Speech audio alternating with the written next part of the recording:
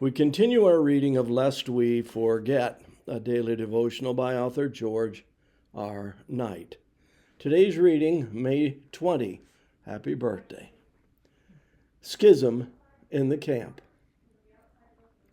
You are aware that all who are in Asia turned away from me, and among them Phygelus and Hermogenes.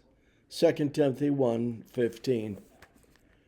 James and Ellen White's minds were quite settled by the beginning of 1854 on the need for more order and structure among Sabbatarians. James not only considered it important, he also believed that the movement wouldn't see much progress without it.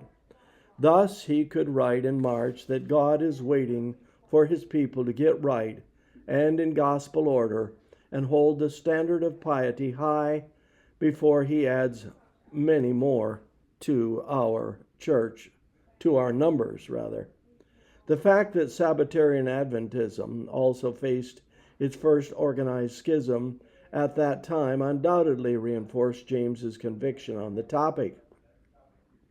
By early 1854, two ministers, H.S. Case and C.P. Russell, had turned against the Whites.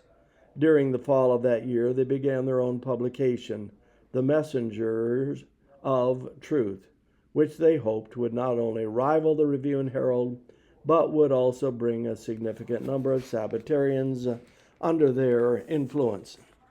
Concurrent with the rise of the Messenger Party was the defection of two of the four Sabbatarian preachers in Wisconsin.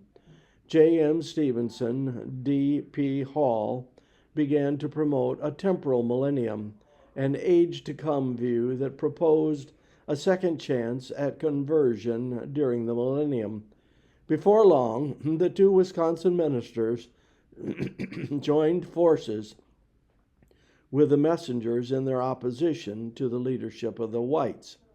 With so many unruly individuals in their midst, it is little wonder that the Sabbatarians during the second half of the 1850s increasingly penned articles reflecting a developing understanding of Bible principles related to church order and the ordination of approved leaders.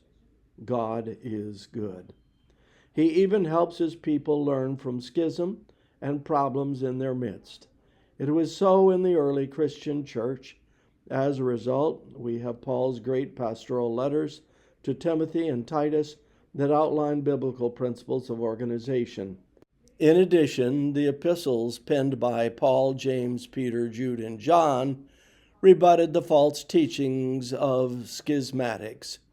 Without God's guidance through the problems that such false teachers continue to raise, the church would be poorer in every age.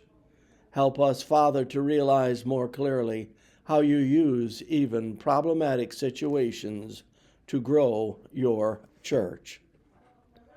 This concludes our reading today of Lest We Forget.